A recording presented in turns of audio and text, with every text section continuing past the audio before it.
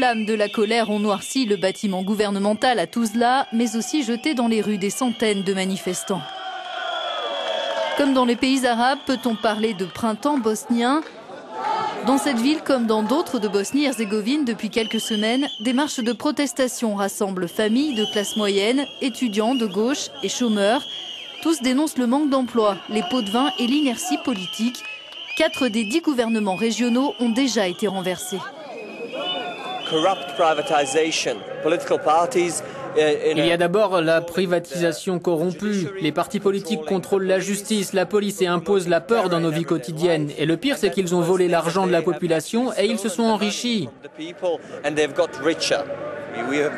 Ça fait 20 ans qu'on nous ment, 20 ans qu'on est opprimés. Les gens sont affamés, ils meurent de faim. On n'a pas de perspective d'emploi, il n'y a pas d'avenir si on ne change pas les choses. Début février, les sièges des administrations ont été incendiés à Sarajevo, Zenica et Tuzla, dans les pires violences qu'ait connues la Bosnie-Herzégovine depuis la fin de la guerre en 1995. Aujourd'hui, le calme est revenu, mais la contestation se poursuit sur tout le territoire de cette ex-république yougoslave qui reste divisée.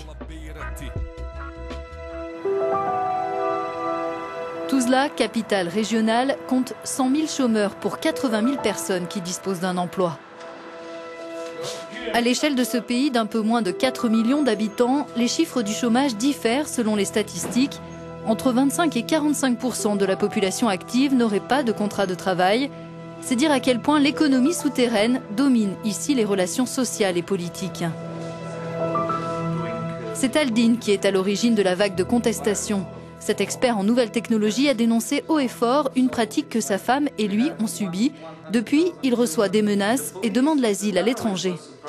Le ministre des Affaires sociales du gouvernement régional a dit à ma femme: si tu veux travailler dans le secteur de la santé, tu dois payer l'équivalent d'environ 13 000 € au directeur de service.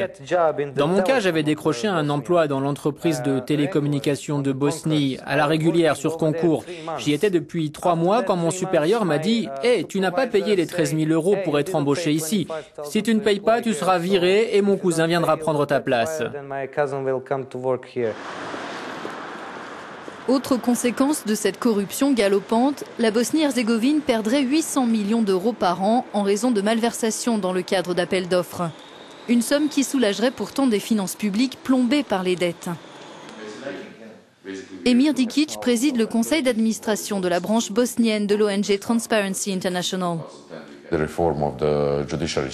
La réforme du système judiciaire est un échec.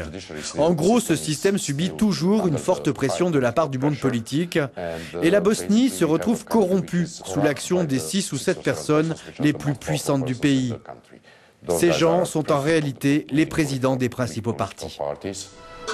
Et la corruption a d'autant plus de mal à être acceptée dans un contexte social difficile.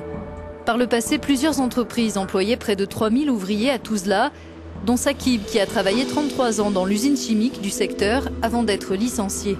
Lui aussi manifeste et réclame de nouveaux dirigeants qui mettent fin à ce qu'il appelle la privatisation mafieuse. Des gens arrivent pour acheter une entreprise pour 3 fois rien. Ils prennent un prêt à la banque, puis un deuxième, puis un troisième, et ensuite, ils détruisent l'entreprise et ils la ferment. Et cette mafia des privatisations met cet argent dans sa poche. Ceux qui ont inventé ce genre de processus pour privatiser devraient être jetés en prison et forcés à y casser des pierres avec un marteau en caoutchouc. Nous laissons les usines abandonnées de Tuzla pour nous rendre à Zenica, centre névralgique de la production d'acier. Ici aussi, les manifestants ont renversé leur gouvernement régional. Comme dans d'autres villes, une assemblée de citoyens, appelée Plénum, a été mise en place pour mieux porter les revendications. Aldin et Mustafa se présentent comme des acteurs du changement. Ces étudiants participent au plénum. Ils organisent régulièrement des flash mobs pour dénoncer la pollution de l'air. La structure de notre État est trop compliquée. En Bosnie-Herzégovine, on a en tout 13 gouvernements et plus de 130 ministres. À la tête de tout ça, il y a 5 présidents. En réalité, on a toute une série de responsables pour diriger l'État, mais ce n'est pas ce qu'ils font. L'Union européenne et les États-Unis devraient nous aider à favoriser le changement. Partons à présent pour la capitale, Sarajevo. Les réparations ont commencé dans les bâtiments du gouvernement incendiés au début du mois. Depuis, la contestation a pris un tour plus pacifique. Beaucoup critiquent l'accord de paix de Dayton qui aboutit à un partage du pouvoir en stoppant les affrontements entre Serbes orthodoxes, Croates catholiques et Bosniaques musulmans. Selon eux, cette structure complexe et bloquée quasiment en permanence ne permet pas la transition économique dont le pays a besoin. Ce diplomate autrichien, haut représentant international pour la Bosnie-Herzégovine, est lui le garant de l'accord de Dayton. J'en appelle aux dirigeants, n'ayez pas peur de la population, écoutez les revendications des citoyens. Je lance aussi un appel aux procureurs, ne craignez pas de faire votre travail. Ces jeunes Bosniens seront-ils un jour citoyens de l'Union européenne ? L'échec de la réforme de sa constitution entrave le chemin de la Bosnie vers l'Europe. Les responsables politiques locaux refusent de remplir les conditions fixées par l'Union. Pour autant, son représentant spécial sur place estime que rien n'est joué. Ce qu'on peut faire, et c'est ce que nous faisons, c'est dire clairement que l'offre d'une éventuelle adhésion reste sur la table. La perspective européenne est toujours là. Mais en attendant, à Tuzla, ce sont d'autres difficultés qui préoccupent ces ouvriers. Ils ont décidé de patrouiller dans leur usine de lessive. Un site parfaitement opérationnel d'après eux, mais il a fermé ses portes après avoir été privatisé. L'usine ne fonctionne plus depuis 1 an, mais elle pourrait reprendre son activité rapidement. On monte la garde pour empêcher que les machines soient déplacées. On est 5 à se relayer la nuit et 4 la journée.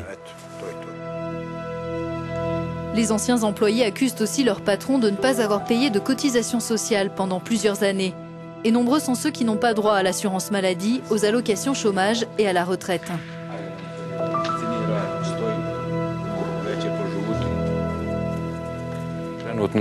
Actuellement, 119 ouvriers viennent toujours sur le site. Nous avons touché notre dernier salaire en janvier 2013. Autre visage de cette Bosnie-Herzégovine qui aspire au changement, Frankie. Après avoir vécu en Allemagne avec sa famille pendant la guerre, ce rappeur est revenu dans son pays. Il vit aujourd'hui à Tuzla. La souffrance des Bosniens prend toute sa place dans ses chansons. Depuis 20 ans, les hommes politiques nous racontent les mêmes mensonges encore et encore. C'est la tactique du nationalisme. Ils l'utilisent comme arme et c'est encore aujourd'hui la principale source de nos problèmes et des conflits.